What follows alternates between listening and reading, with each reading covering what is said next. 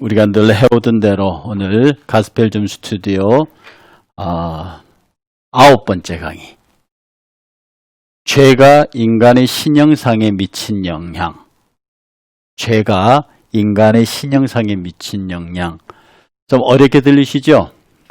여기 죄. 예.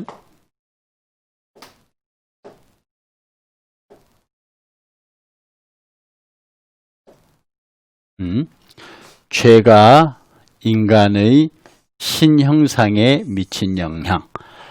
좀 어렵게 들리시긴 하지만 제가 지난주에 인간의 신형상에 관해서 말씀을 드렸기 때문에 다시 한번 제가 이걸 정리해 드리면은 충분히 이해하실 수 있을 것 같아서 다시 한번 말씀을 드리겠어요. 가을 날씨가 굉장히 좋습니다. 이런 날씨만 계속되면 참 좋을 것 같은데 날씨가 이렇게 좋아지게 느끼는 것도 궂은 날씨가 있고 무더운 날씨가 있었기 때문에 이렇게 청량한 가을 하늘이 더 기분 좋게 느껴지는 것 같습니다. 모두에게 하나님의 은혜가 함께 하시기를 축복하면서 오늘 죄가 인간의 신형상에 미친 영향에 관해서 함께 공부해 보도록 하겠습니다. 지난주에 한 것을 잠깐 복습을 하면은요. 인간의 신형상이 뭐냐? 인간의 신형상이 뭐냐? 피조 수준에서, 창조주 수준 말고, 하나님 수준 말고, 피조 수준에서 하나님을 드러내는 것이다. 반사하는 것, 이렇게 드러내는 것. 달빛이 태양빛을 받아서 이렇게 빛을 드러내듯이, 우리가 하나님의 빛을 받아서 우리 수준에서 세상에게 하나님을 드러내는 것. 그것이 인간이 갖고 있는 하나님의 형상이다. 그 뭐냐 하면 높은 지성, 고결하고 도덕적인 성품, 그리고 양심의 바른 판단 해서 이걸 다른 말로 지정의, 우리 인간의 인격성, 갖고 있는 하나님의 인격성에 비춘 인간의 인격성, 지성과 감정과 의지가 바로 하나님께서 우리에게 주신 인간의 신형상이다 말씀을 드렸습니다. 지난주에. 그래서 칼빈은 이 인간의 신형상에 관해서 인간이 하나님과 바른 관계에 설 때, 즉 파이프가 두 개가 딱 제대로 딱 연결됐을 때요. 이 두 개의 파이프가 제대로 딱 연결됐을 때, 인간과 하나님이 딱 제대로 연결됐을 때 우리 인간의 합리적, 도덕적, 합리적이면서 도덕적 성품이 나타내는 어떤 순정성, 가장 인간다운 것. 하나님께서 인간을 만드실 때 가장 인간다운 게 뭐냐? 우리가 하나님하고 바른 관계에 서서 나타날 때 우리의 생각, 하나님과 바른 관계에 나타날 때 나는 우리의 생각, 하나님과 바른 관계에 설 때 우리가 갖고 있는 도덕성, 이런 것들이 가장 깨끗한 상태에 있는 것. 그게 우리가 가지고 있는 신형상입니다. 다시 정리하면요.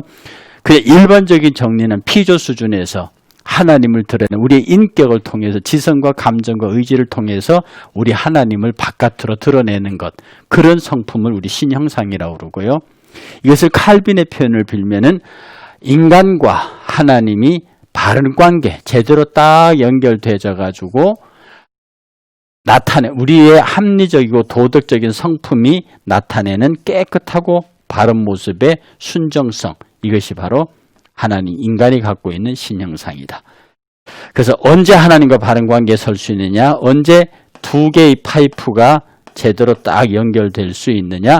하나님의 뜻에 순종할 때, 하나님과 바른 관계에 설 때, 잘 연결됐을 때, 잘 겹붙임되고 순종할 때 우리는 비로소 하나님을 제대로 반사할 수 있다. 제대로 드러낼 수 있다. 그래서 저와 여러분들이 하나님의 신형상을 가진 사람들이에요.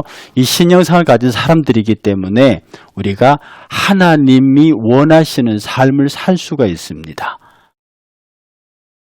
이 인간의 신형상이 인간이 지은 죄로 말미암아 문제가 생겨요. 소위 인간의 지성과 감성과 의지가 이 죄로 인해서 심각하게 타격을 받습니다. 오늘 저와 여러분들이 생각해보자 하는 것은 이런 고결한 인간의 아름다운 이 성품이 죄에 의해서 어떻게 인간의 지정의가 망가져 버렸는지, 하나님의 신형상이 망가져 버렸는지에 관해서 함께 깊이 생각을 해보도록 하겠습니다. 여러분 생각하면서 저를 한번 따라오시길 바랍니다. 자, 죄가 우리 인간의 지성에 미친 영향을 한번 보겠습니다. 인간의 지정의 중에 오늘은 지에다 포인트를 두겠습니다. 엄밀한 의미에서 교회가 가르치는 죄는요, 하나님과의 윤리적 단절입니다. 그래서 죄의 결과로 인해서 인간이 죄를 지었다고 피조물의 차원을 벗어나거나 피조물, 우리 인간이 가지고 있는 본래의 속성까지를 다 벗어버리는 것은 아닙니다. 그냥 죄는 하나님과 인간의 단절이에요. 하나님과 인간의 단절. 그것도 윤리적인 단절입니다. 윤리적인 단절이에요. 제가 지난번에 이 성경 공부할 때 말씀을 드린 게 있습니다. 세계에는, 하나님의 창조 세계에는 두 개의 질서가 있습니다. 한 개의 질서는 자연 질서다. 자연 질서.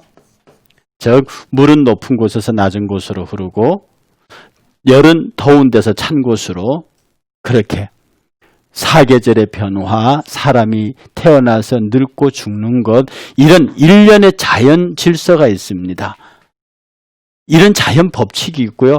또 하나의 질서가 있는데 윤리 질서, 창조의 윤리 질서가 있습니다.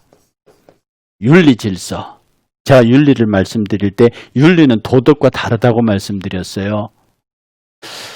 도덕은 오늘 이 시대에 우리에게 적용되는 보편적인 삶의 법 이전의 규정들입니다. 그래서 예를 들어서 지금 일부 일처제, 이건 법에도 있지만 일부 다처는 이조 시대에서는 그게 정상적인 도덕이었어요. 근데 지금은 아니죠. 이렇게 도덕은 그 시대 상황에 맞게 적용되는 우리 보편적인 인간의 삶의 약속이지만 윤리는 질서입니다.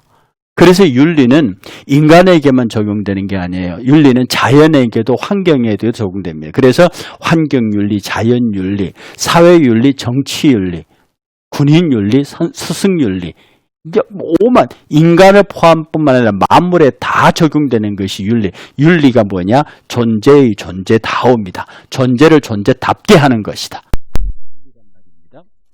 그래서 이 윤리 질서가 뭐냐면 하나님 앞에 인간이 제대로 딱 서 있을 때 이게 윤리적인 인간이에요. 그런데 하나님 앞에 불순종하면서 아담과 하와처럼 하나님을 떠나버리잖아요. 이건 비윤리적인 인간입니다. 이게 죄예요. 그래서 여러분, 죄 중에 기독교가 가르치기를 죄 중에 가장 큰 죄가 뭐라고 가르치나요? 네, 예수 안 믿는 죄. 예수 안 믿는 죄를 가장 큰 죄라고 가르칩니다. 사람들 생각해요. 살인죄나 도둑질 이런 큰 죄들이 있는데 왜 예수 안 믿는 죄가 가장 큰 죄냐? 하나님과 인간 사이의 정상적인 관계를 회복시켜 줬는데 그럼에도 불구하고 그 회복에 참여하지 않. 그리고 그 회복시키기 위해서 하나님이 하신 일이 뭡니까? 당신의 독생자까지를 주어서 회복하게 했는데 그 독생자를 안 받아들여요. 그래서 예수 안 믿는 죄가 가장 큰 죄라는 뜻입니다. 그래서요. 죄가 뭐냐 하면 하나님과 인간의 윤리적 단절을 딱 오면서 더 이상 하나님과 인간이 상관없게 돼버리는 겁니다. 하나님과 인간이 상관없게 되니까 뭐가 옵니까? 인성의 타락이 오죠. 그래서 소위 말하는 10계명의 5계명부터 시작하는 범죄들이 일어납니다. 아니면 전체 10계명 다죠. 하나님의 이름, 하나님의 여러 가지 섬기는 이런 것들 다 우상 만들고 안식일 안 지키고 부모 불효하는 것부터 다 어디로부터 옵니까? 인간과 하나님 사이의 관계의 단절에서부터 옵니다. 그래서 윤리적인 죄에서 출발해서 도덕적인 죄로 넘어오는 거예요. 어떤 면에서 기독교는 도덕적인 죄에 관해서는 물론 책망하고 다스립니다마는 본질적으로 복음이 문제 삼는 것은 윤리적 죄, 즉 하나님과 인간 사이의 관계를 문제 삼습니다. 하나님과 인간 사이의 관계가 제대로 있으면 우리가 소위 말하는 도덕적 범죄들은 발생할 수가 없습니다. 하나님과의 관계가 제대로 안 서 있기 때문에 그 다음 윤리적 관계가 안 돼 있기 때문에 그 다음에 도덕적 문제들이 발생하는 거죠. 그래서 기독교에는 선을가 착하게 살아라 도덕적 가사 이런 것을 가르치는 종교가 아닙니다. 하나님과의 제대로 된 관계를 가르치는 종교예요. 그것이 하나님과 제대로의 관계만 형성되면 윤리적인 죄 문제들은 자동적으로 따라오게 돼 있습니다. 따라서 해결하게 돼 있다고요. 그래서 이 죄가 인간의 지성에 어떤 영향을 미쳤느냐 하면 일단 하나님을 더 이상 알 수 없는 하나님에 대해서 무지하게 되는 윤리적 단절을 갖고 옵니다.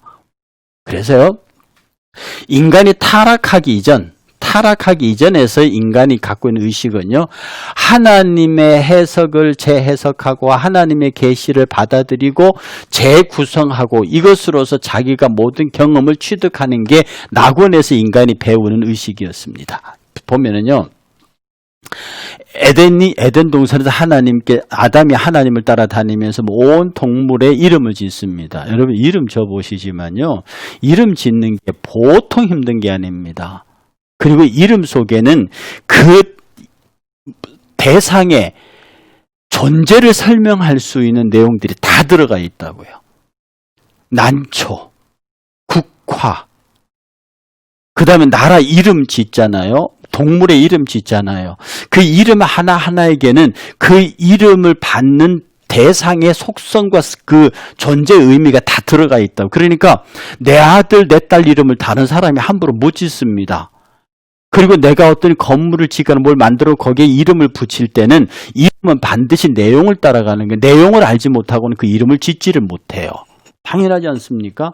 이것처럼 아담이 하나님과 더불어하면서 하나님이 지으신 모든 만물의 이름을 다 붙였어요. 이게 뭐겠습니까?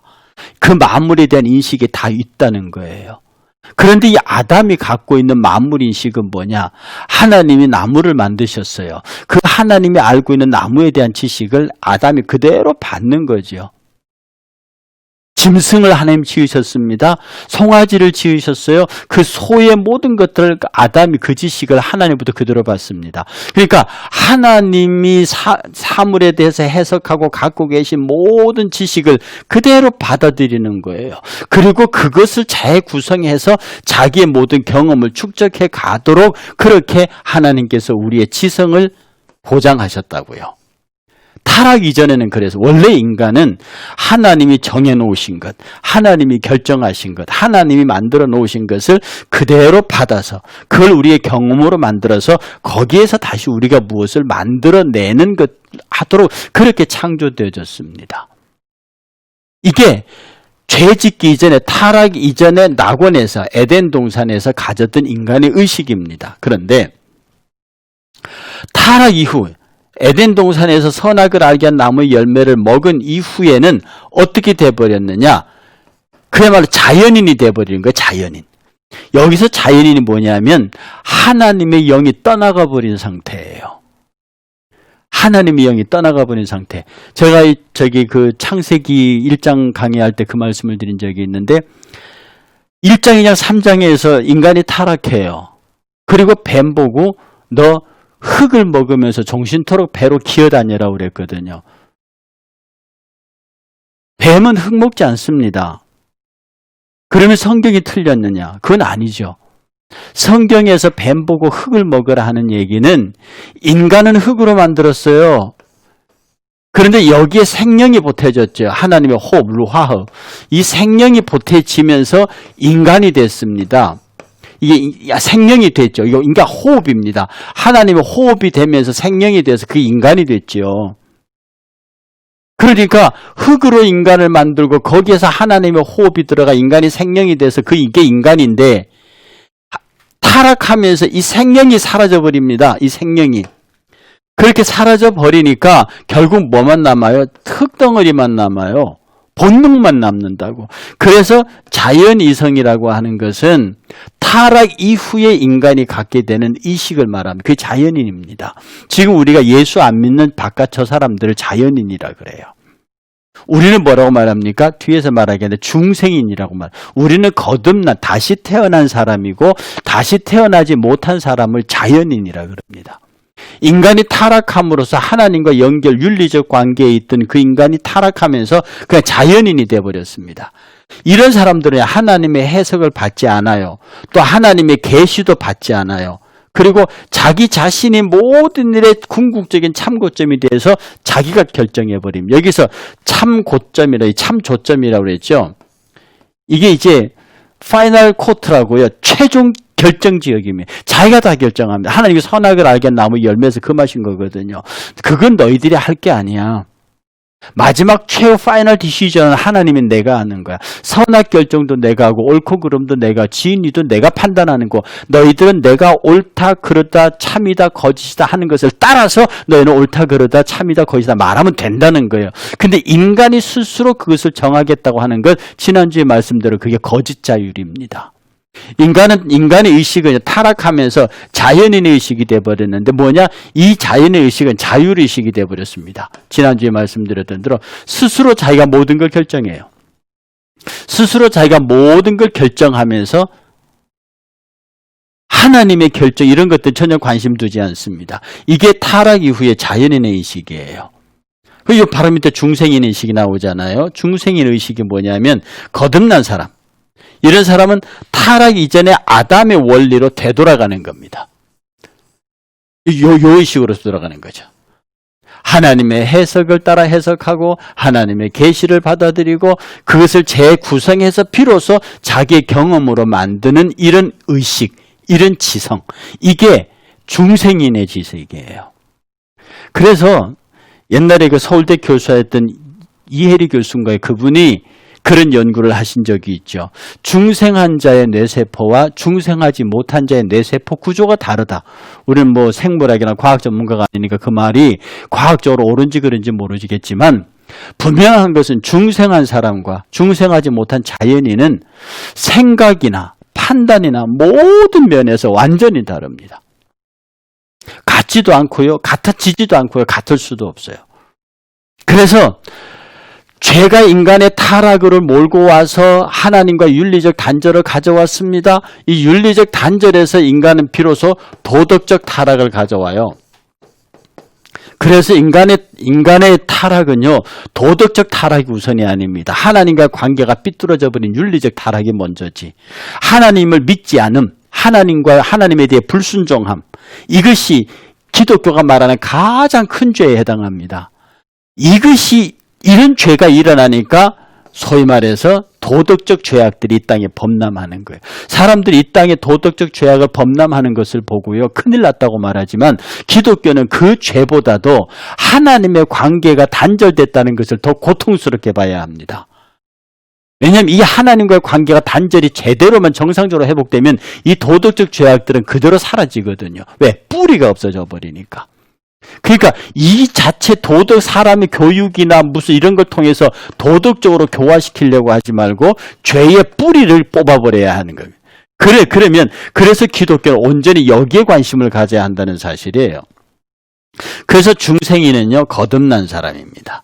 이 중생인의 의식은요, 타락이 전에 아담의 원리, 요겁니다. 하나님의 해석을 따라 재해석하고 하나님의 계시를 그대로 받아들이고 재구성해서 그것으로서 자기의 경험을 만들어내는 인간의 지적 활동, 이것으로 돌아가야 합니다. 그러니까 저와 여러분이 거듭난 사람들은 생각이 달라요.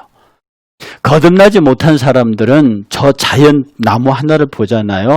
아, 저 가을인데 낙엽이 진다. 저희 낙엽 지면 다시 겨울이 오면 앙상해졌다가 다시 봄이 되면 꽃이 피겠구나. 이렇게 생각이 자연인의 정상적인 구조입니다. 중생한 사람은요, 저 나무가 낙엽이 지는 것을 보고 하나님의 섭리를 봅니다. 계절의 변화를 보면서 이 자연 세계를 움직이시는 하나님의 섭리를 본다고요. 그리고 자연의 변화와 환경의 변화와 사물의 변화들을 바라보면서 마음속에 감사가 있고 그것들을 잊게 하시고 그것들을 내게 주신 하나님께 감사하게 된다고요. 그래 중생인의 의식구조는 온통 감사로 가득 차 있습니다.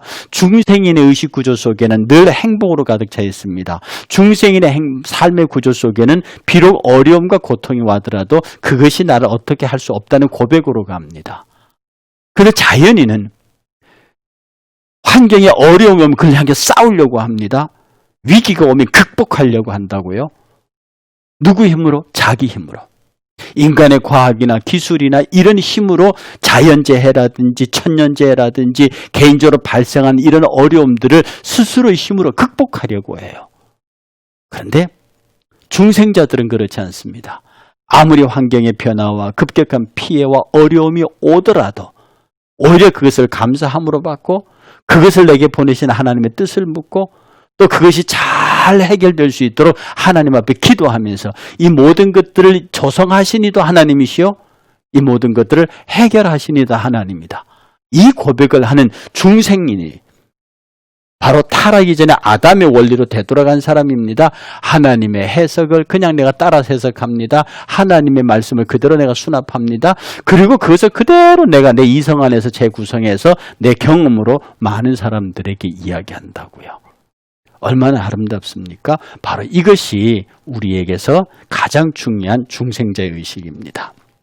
그러면 이 그림을 가만히 보세요. 하나님이 인간을 창조하셨어요. 그래서 인간은 생명이 됐어요. 아까 말씀드렸죠. 흙으로 인간을 지으시고요. 거기에 하나님의 호흡이 들어갔습니다. 로하흐라고 그러죠. 하나님의 호흡이 보태지면서 인간은 생명이 됐습니다. 살아있는 영이 됐다는 거죠. 정말 하나님과 윤리적 관계에 바로 탁 서 있는 고상한 존재입니다. 하나님의 말씀을 따라 말하고 하나님의 판단을 따라 판단하고 하나님의 해석을 따라 해석하고 하나님의 지식을 그대로 유비하는 그런 참 복 있는 인간인데 여기에 사단이 개입해요. 이 인간에게. 그래서 인간은 소위 타락이라는 걸 합니다. 선악을 알게 한 나무 열매를 먹어버려요. 무슨 말입니까? 단순히 불순종했다는 말이 아닙니다. 많은 사람들이 인간이 가장 큰 죄를 불순종으로 말하는데 틀린 말은 아닙니다만 한 번만 더 깊이 생각해 보면 불순종이 아니라 그 불순종 너 앞에 있는 인간의 자율입니다.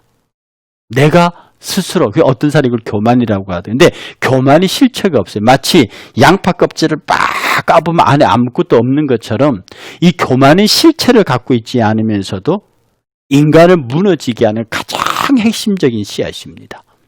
결국 이 인간의 교만이 인간의 불순종으로 가게 만들어요.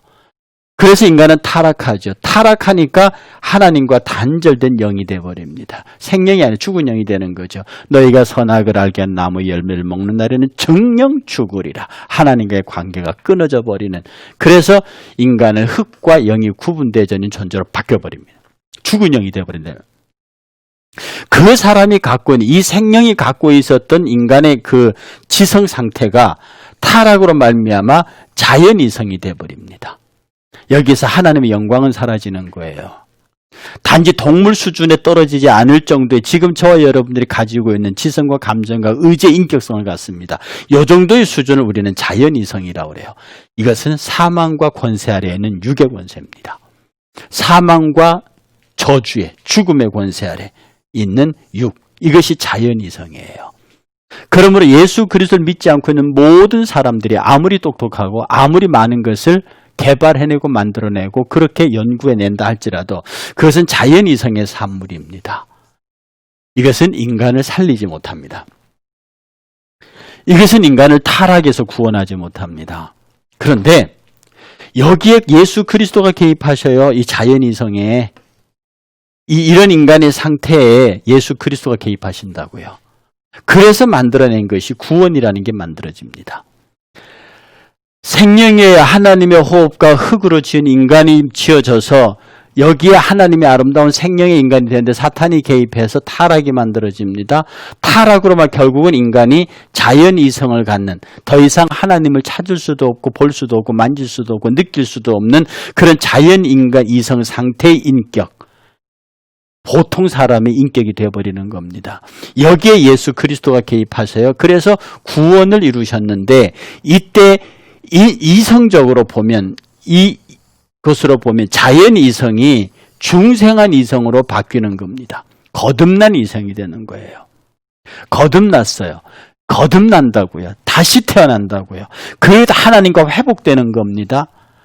우리의 영이 하나님과 연결되는 거예요. 이 죽어있던 생명의 상태가 예수 그리스도로 말미암아 회복된 생명으로 되돌아옵니다. 우리는 그리스도 안에서 결코 정죄함이 없고요. 우리는 진리의 영으로 예배하는 사람들로 바뀌어졌습니다. 그래서 이것은 사망이 아니라 생명의 권세 아래에 있는 육으로 변합니다. 육을 갖고 있죠. 육적 존재죠. 그러나 그 육이 죄와 사망의 권세 아래에 있는 육이 아니라 생명의 권세 아래에 있는 육으로 바뀝니다. 바뀌어요. 그래서 하나님의 창조 앞에 사탄의 개입으로 말미암은 타락이 이 엄청난 사건을 가져왔지만 하나님의 창조로 만들어진 인간의 생명이 사단의 개입으로 타락을 가져와서 이 엄청난 사건을 만들었지만 예수 그리스도가 여기에 개입하셔서 인간의 구원을 이루시고 그 구원으로 말미암아 우리는 중생한 이성의 소유자가 되고 이 중생한 이성의 소유자가 되므로 하나님과 관계가 회복된 영으로서 생명의 권세에 소위 사망의 권세가 아니라 생명의 권세 아래에 있는 육을 누리고 사는 우리가 됐다. 이게 중생한 사람, 예수 그리스도 안에서 신형상이 회복된 하나님의 거룩한 신형상이 회복된 새로운 피조물, 에베소서가 말하는 새로운 피조물이 이겁니다. 새로운 피조물로 만들어졌어요. 그 새로운 피조물은 예수 그리스도의 구원의 은혜 가운데 거듭난 중생 이성의 소유자. 그러니까 지금 저와 여러분들은 중생 이성의 소유자입니다. 그러니 완전히 자연 이성이 같은 이성이라고는 말하겠지만 자연 이성과 중생한 이성이 가지고 있는 사고방식 형태는 완전히 다릅니다. 이 자연 이성은요, 철저하게 자연에 계시된 법칙과 원리를 따라가요. 합리적이에요. 과학적이에요. 보편적이에요. 그러나 이 중생한 이성은요, 신앙적이고요. 그 다음에 하나님의 창조의 질서에 맞추고요. 그러니 세상이 인간의 이 복음의 지혜를 이해할 수가 없는 겁니다. 그래서 지혜로운 철학이 발달했던 헬라 사람들에게서 복음은 어리석게 보이는 거예요. 뭐 맨날 죽은 사람 살아났다 그러고 부활한다 그러고 뭐 홍해가 갈라졌다 이렇게 하니까 철학자들의 지혜자들의 귀에는 이게 정상적인 사람으로 안 보이는 거예요.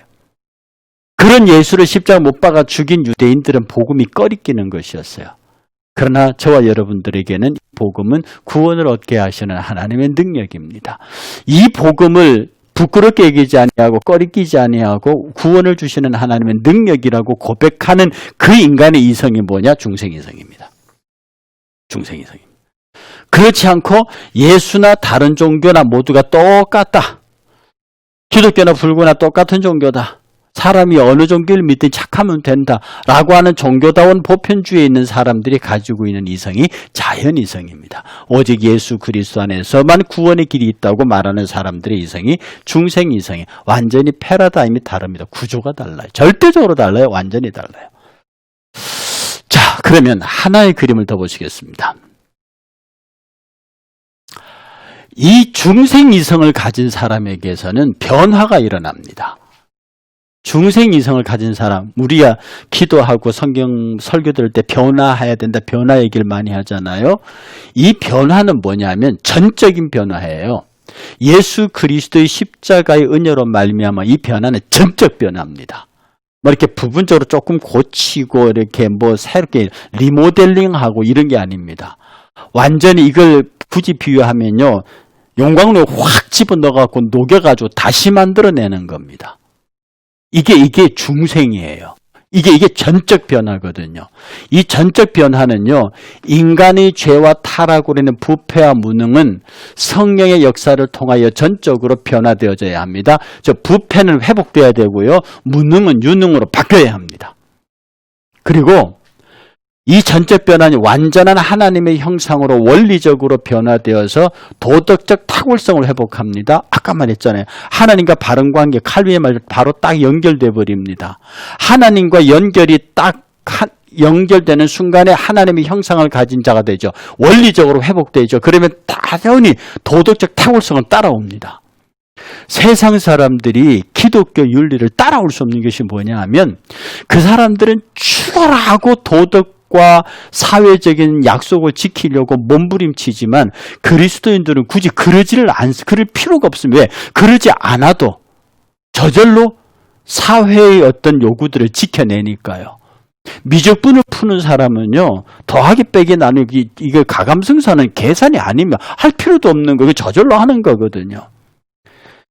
이 그리스도인의 삶의 이 변화된 사람과 중생한 이성과 자연 이성의 차이가 어느 정도냐면, 미적분을 하고는 고타방정식의 수학을 하는 사람과 겨우 이제 가감승제산을 하는, 더하기 빼기 곱하기 나누기를 하는 사람의 수준의 차이와 같습니다. 그러니 세상 사람들은 열심히 도덕적으로 인격적으로 살려고 막 몸부림칩니다. 그리스도인들은 예수 잘 믿으려고 합니다. 예수를 잘 믿으면 그 밑에 있는 세상이 말하는 도덕은 저절로 따라와서 저절로 지켜지게 만듭니다. 그걸 지키려고 굳이 애쓰지 않아도 그렇습니다. 근데 오늘 한국 교회가 왜 욕을 먹느냐? 가르치기는 고상한 이 변화, 전적 변화를 가르치는데, 그건 단순히 가르침일 뿐이고 실제로의 전적 변화가 없기 때문에 당연히 도덕적 탁월성을 못 다루지가, 말로는 도덕적 탁월성을 넘어서는 하나님의 형상을 얘기하는데 실제 행동은 도덕적 탁월성은 공사하고 세상 사람보다 더 못되게 산다고요. 왜냐하면 전적 변화에 대한 경험이 없기 때문에 그렇습니다. 그래서 이 전적 변화에 관해서 보면 협의적 좁은 의미에서의 신형상은 보통 도덕적 탁월성입니다. 그러니까 세상의 다른 저 인간들도, 예수 안 믿는 인간들도 하나님의 형상을 가졌어요. 예수 안 믿는 저 사람들도 하나님의 신형상을 가졌습니다. 그걸 뭐냐면 이 협의적 의미의 신형상이에요. 그런데 넓은 의미의 신형상은요, 합리적 도덕적 성품입니다. 다시 정리해 드립니다. 예수 안 믿는 사람이 갖고 있는 형상을 광의적 신형상이라고 그래요. 이 예수 안 믿는 사람이 갖고 있는 신형상은요, 그냥 합리적이고 도덕적인 성품이에요. 그런데 협의적, 아주 좁은 의미에서 인간에게서 나타난 하나님의 신형상을 좁은 의미에서 얘기하게 되면요, 그건 도덕적 탁월성입니다. 이 도덕적 탁월성이라 하는 것은요, 하나님의 형상을 얘기합니다. 하나님의 형상 중에서도 이것이 완전히 회복돼서 하나님과의 관계가 회복된 윤리적 회복, 이걸 도덕적 탁월성이라고 합니다. 그냥 모든 인간들은 하나님의 형상을 가졌어요. 그냥 그건 도덕적인 합리적인 성품이에요. 그러니까 그리스도인에게서 네가 하나님의 형상을 가졌다고 말할 때 그리스도인의 신형상, 즉 전적 변화를 일으킨 그리스도인의 신형상은 뭐냐면 도덕적 탁월성입니다. 이건 아까 앞장에서 말했던 인간의 윤리, 하나님과 인간 관계가 정상적으로 회복되는 걸 말합니다. 이게 전적 변화예요. 그러면 이 전적 변화를 가진 사람, 내가 전적으로 변화했다, 내가 그리스도로 말미암아 중생한 이성을 가지고 전적 변화를 일으켰다, 인간의 죄와 타락으로 인한 부패와 무능은 성령의 역사를 통해 전적으로 변화돼야 한다, 이 변화가 내가 성령의 역사로 일어났다, 이 전적 변화를 일으킨 사람에게서 나타나는 아주, 이 사람이 전적 변화를 했다 하면 반드시 나타나는 현상이 뭐냐면 존엄의식입니다. 인간의 존엄의식이요. 저 사람 정말 예수 잘 믿는다 라고 하는 사람에게서 제일 먼저 볼 수 있는 것이 그 인간이 가지고 있는 존엄의식입니다. 인간이 하나님의 형상으로 지음받았다는 결정적인 증거가 뭐냐 하면 내가 하나님의 형상을 가진 존엄한 존재라는 자부심을 갖고 있다는 뜻입니다. 그러니 여러분이 하나님의 형상을 가졌다는 자부심을 가졌으면은요, 여러분의 말과 행동과 이런 데서 전혀 지금과는 완전히 다른, 그러니까 하나님의 존재 앞에서 자기 자신으로부터 합당하게 자기를 대접합니다. 그 다음에 자신의 평가를 바르게 하고 잘 보존합니다. 하나님 앞에서 이 존엄의식이 뭐냐면, 하나님 앞에서, 이게 존엄의식이 하나님의 형상을 지음받았던 결정적인 증거인데, 이 증거인 존엄의식이 뭐냐면 하나님 앞에서 자기 자신으로부터 자기를 합당하게 대접해요. 왜? 내가 하나님의 아들이야. 내가 하나님의 아들답게 내가 나를 대접하는 거예요.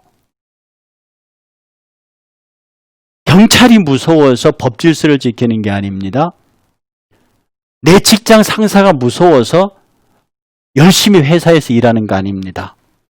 내가 하나님 앞에 변화된 존엄의식을 가진 변화된 중생한 이성자이기 때문에 내 자신을 법이나 상사나 돈이나 이런 것 때문이 아니라 내가 내 자신을 위하여 나를 합당하게 대접하는 거예요. 이게 존엄의식입니다. 자기 자신의 평가를 바르게 하고 잘 보존하고 내가 얼마나 귀중한 존재인지를 평가하는 거예요. 그 그리스도인은요, 절대로 자기를 못났다고 말하지 않습니다. 그리스도인은 절대로 자기 자신을 낮추지 않습니다. 이건 겸손하고는 달라요. 이게 교만하고는 달라요. 교만은요, 나야, 나 잘났어 이렇게 자랑하는 거잖아요. 이 존엄의식은요, 내가 얼마나 소중한 존재인지, 내가 얼마나 귀중한 존재인지, 내가 얼마나 아름다운 존재인지를 자랑하는 거예요. 마치 술람미 여인처럼요. 제가 술람미 여인 굉장히 못생겼다고 말씀드렸죠. 여자의 피부가 물개가죽 피부 같대요. 그걸 두고 미인이라는 사람이 어디 있습니까? 일광의 거무튀튀한 피부래. 배고 같은 피부가 아니라 거무튀튀한 색깔의 물개가죽같이 거친 피부래요. 머리는 곱슬곱슬해요.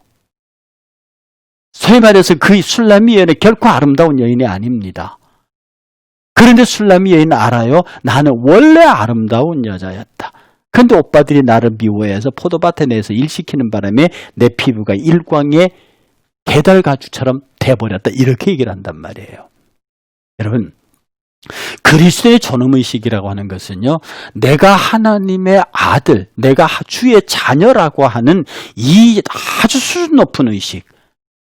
그러니까 내가 못된 짓을 하고 싶어도 내가 하나님의 아들이야. 여러분들 그 구약에 나오는 요나를 말입니다. 여러분은 저 불순종한 요나와 같이 그래가지고 아주 불순종한 몹쓸 선지자 중에 한 사람으로 여기지만 이스라엘 사람들은 그렇게 하지 않습니다. 제가 알기로는 이스라엘 사람들이요, 요나를 엄청 사랑합니다. 그들이 할라카 촛불축제 때는 이 요나를 거의 모세반열에 올려놓고 그를 추앙한다고 그래요. 유대인들이 왜 요나를 그렇게, 여러분 요나서 한번 읽어보십시오. 그 요나가 하나님에 팍 개드는 장면만 있습니다. 그러니까 하나님이 요나에게 쩔쩔매세요. 요나야, 네가 이제 박농쿨 네가 심기나 했냐, 네가 물 주기나 했냐, 그거 내가 했는데 그거 죽었다고 네가 팔팔 뛰는데 저 니느웨 성에는 좌우 분별 못한 어린애들과 육축과 짐승들이 얼마나 많은데 내가 그걸 다 죽여야 되냐? 쟤들이 회개하는데 막 거기서 요나서가 끝나요. 하나님이 요나 보고 요나야, 너 니느웨 가라. 그러니까 두 말 안 하고 다시스로 도망을 가버린다니까요. 그러니까 하나님이 다시스로 가는 배에서 물 빠뜨려 가지고요, 다시 니느웨로 갖다 놓잖아요. 니느웨 성을요, 사흘 가는 길을 하루만 돌아다니면서 이 성이 지나면 무너지리라 그러고 돌아다닌다고요. 그리고 산에 올라가서 성이 무너지나 안 무너지나 본단 말이에요. 근데 니느웨 성이 왕으로부터 짐승까지 회개하고 난리가 났습니다. 그러니까 막 요나가 화를 내요. 내 이럴 줄 알았다고. 내가 내 고향에서 이런 말이 아니냐. 그래서 내가 이 다시스로 도망갔는 건데 왜 나를 이걸 보게 해갖고 날 죽이라고, 내가 사는 것보다 죽는 것보다 낫다고 막 하나님께 대들거든요. 그러니까 하나님이 박농쿨도 심으시고요, 막 이래저래 해갖고 정말 하나님이 딱할 정도로 요나에게 쩔쩔매십니다. 근데 단 한 분야에서도 하나님이 요나를 책망하지 않으세요. 그리고 이스라엘 백성들은 그 요나를 위대한 그들의 선지자로 세웁니다. 하나님이 책망하지 않는 요나를 왜 여러분이 책망합니까? 누가 그러더라고요. 요나라고. 그래서 항상 불순종한 요나의 불순종을 그렇게 이해하시면 안 됩니다. 요나에게는 뭐가 있냐면, 하나님, 나는 당신의 선지자예요. 당신의 말씀을 부여받아서 이 말씀을 당신의 백성에게 전달해야 되는 당신의 종입니다. 그런데 이 귀하고 아름다운 생명의 말씀을 가진 내가 왜 당신의 말을 지옥의 땔감 같은 이방인들에게 주어야 합니까? 나는 그거 못합니다. 여러분 어떻습니까? 그런 종을 하나님이 싫어하시겠습니까? 하나님, 나 당신 종이에요. 이스라엘 백성을 위한 종이라고요. 하나님이 저 이방을 얼마나 싫어하시는데요. 그 니느웨가 100년 전에 우리 민족을 얼마나 괴롭혔는데요. 내가 거기 가서 당신의 성전을 회파한, 신앙을 회파한 저 백성들에게 당신의 생명의 말씀을 주라고요. 나는 그렇게 못해요. 하나님의 마음은 그게 아니잖아요. 그 백성들을 살리고 싶으세요? 그래서 종을 보내려는데 이 종은 그 하나님의 마음까지 읽지 못했어요. 그 하나님의 마음을 읽지 못했다고 요나를 욕하면 되나? 요나는 자기 존엄에 충만했던 사람입니다. 뭡니까? 내가 하나님의 종이야. 내가 이스라엘 백성의 선지자야. 요나가 왜 하나님에게 화를 내냐면 제 생각은 그렇습니다. 하나님, 좋습니다. 당신이 끝까지 여기 내 말씀을 전하라 하면 왔는데 저 사람들 왜 회개합니까? 왜 하나님 용서하시려고 그러냐고. 나는 저 사람들에게 회개하라고 말한 적이 없습니다. 저 사람들에게 회개하면 이제 하나님이 용서하신다는 말을 한 적이 없습니다. 그런데 저 사람들이 회개하고 하나님은 용서하십니까? 그러면 나는 뭡니까? 만약에 하나님이 저 사람들이 회개하고 당신이 용서하실 계획이 있으셨으면 나한테 그 말씀까지 주셔야 합니다. 이성이 사흘이 지나면 무너지리라? 그러나 만약에 너희들이 회개하면 살리라. 이 말씀까지 나한테 주셔야, 내가 그렇게 예언해야 이 사람들이 저렇게 회개하고 저렇게 재에 앉아서 왕으로부터 짐승까지 회개할 때에 용서하시면 내가 하나님의 종으로서의 권위도 살고 하나님의 말씀도 권위도 살고 당신의 백성들은 보존되는 것 아닙니까? 왜 나에게는 그렇게 말씀하지 않으십니까? 왜 내게 말한 대로 하시지 않았습니까? 저는요, 그런 종이 있으면 아주 귀여워서 죽을 것 같아요. 하나님이 그러셨어요. 당신의 종이라는 강력한 프라이드를 가진, 그게 요나였습니다.